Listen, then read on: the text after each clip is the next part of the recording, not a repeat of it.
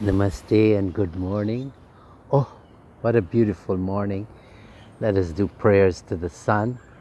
Surya Narayan. Om Bhurir Bhuvasva Tat Savitur Varenyam Bhargo Devasya Dhimahi Dhiyo Yo Nah Prachodayat.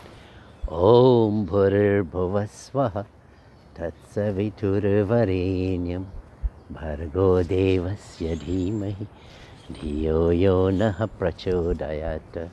Om Bhurbhuva Swaha Tatsaviturvarenyam Bhargo Devasya Dhimahi Dhiyo Yo Nah Prachodayat. Good morning.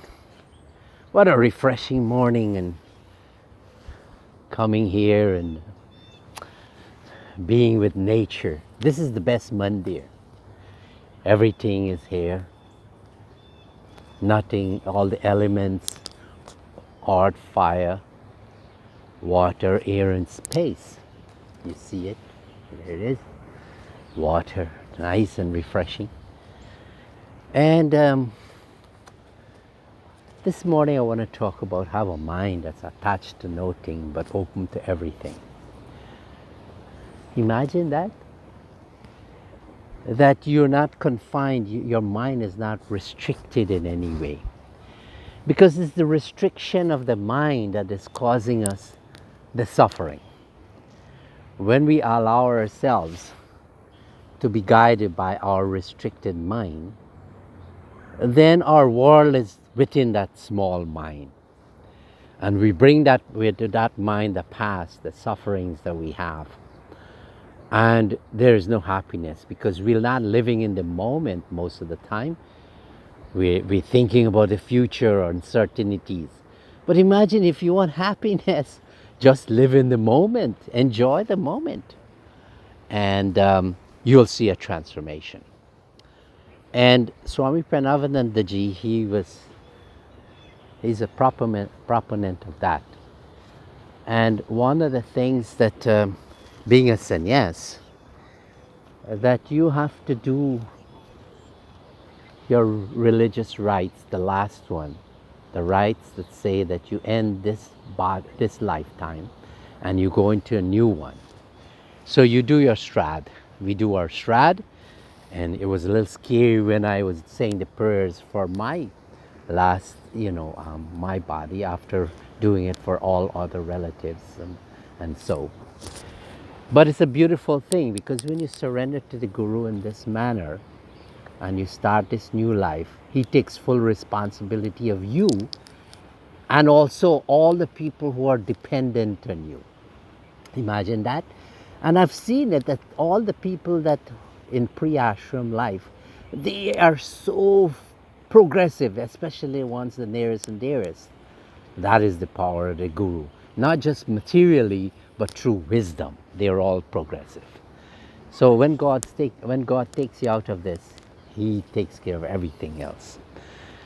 And today I want to talk about the trip to Israel and Palestine. And Swami Parameshanandaji says, mountains and seas are no barriers to my work.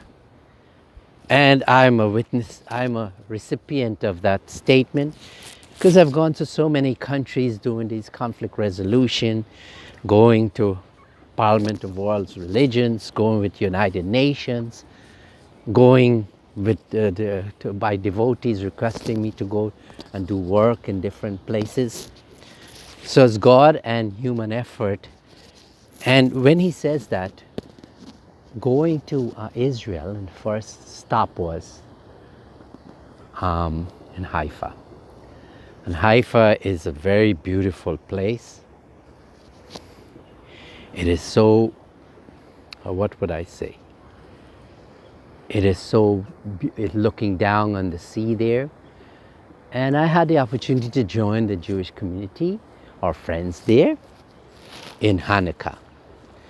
And this detachment, have a mind that's attached to nothing and open to everything, it gives you that power to resist temptations. And there I was sitting on this huge table in a very palatial place. And the food, the table was all laden with all kinds of food, including meat and alcohol. But I was sitting there, and with the help of, they always provide someone to take care of me, and there was a lady who's so loving. She took care of me, my vegetarian food, and sitting in front of all this, the meat and alcohol, it didn't bother me. Because when the Guru takes you out, he also gives you that power to resist temptations.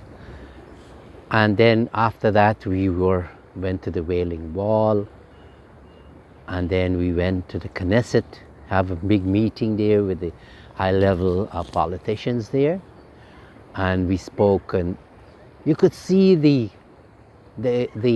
willingness to speak by the government of Israel, because we bring to them that energy, that divine energy, because we always do meditation before we go this.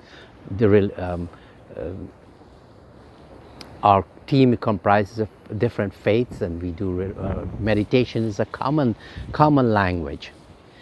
Anyway, after that successful meeting, we went to the Palestinian just over the border and have a meeting with them, and they were also giving their stories and their sufferings, talking about their unhappiness and all of that. But we try to always say there's hope, pray to your God and all of this. And then we had a chance to the Wailing Wall and go to Bethlehem where Christ took birth, and then had a chance to go in the sea where Christ would have been, where the disciple was casting the net, and then later on Christ would have said, I want to make you fishers of men. And that resonated so well with me, because Bharat Sevashtam Swami Parameshanandaji, that was his idea, to create an organization like that of the Buddha, a monastery where young men and can come in, also old men, can come in and they could get initiated inside this organization. And they serve. We are volunteer workers, we don't get paid. The overhead of Bharat Sevashtam is so low. And this is because it gives us an opportunity to serve the people. And Bharat Sevashtam, when it reaches out to disciples also get that good feeling. But coming back to this idea about how a mind is attached to nothing and open to everything, that we have to take that in consideration during this COVID time. So many people have died.